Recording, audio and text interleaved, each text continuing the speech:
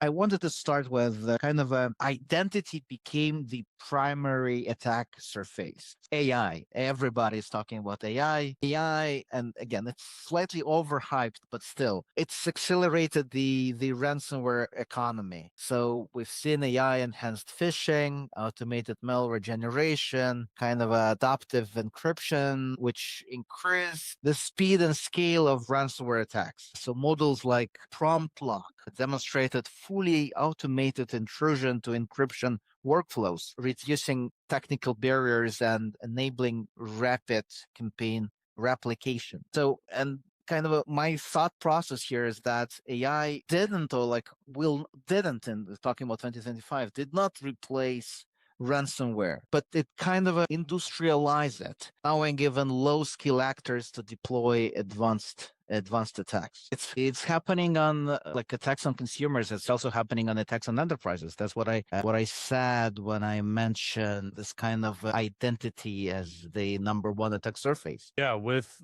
agentic AI, now identities are just exploding in people's environments. I was talking to a customer recently and he said, everyone internally is pushing hard for agentic AI, and we have literally 400,000 accounts and like service accounts and all that sort of stuff just from, calling it like a legacy environment, right? They have 400,000 identities. And now people want to invoke agentic AI into their environment. And yeah, there's value, but that's going to triple his identities overnight. He doesn't even know how to keep up with that. People don't even realize that that's expanding your attack surface significantly.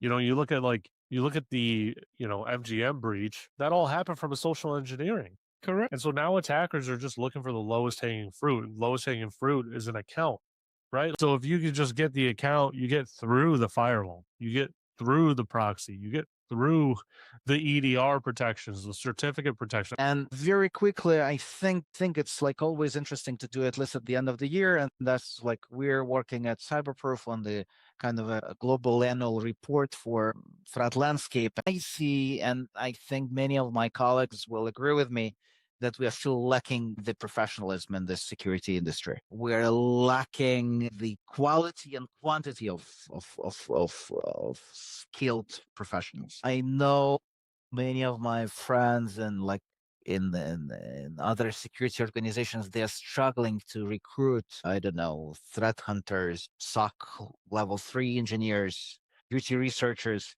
So we still do not have enough of kind of manpower in this industry. And we can say anything about artificial intelligence, anything about agentification of all our again security operations. Impossible. Sorry to say this. The reality is still dependent on the human factor. So we still kind of dependent on lack of quality professionals, engineers in this industry. And that is quite a risky situation, knowing the capabilities of those guys who are standing on the dark side.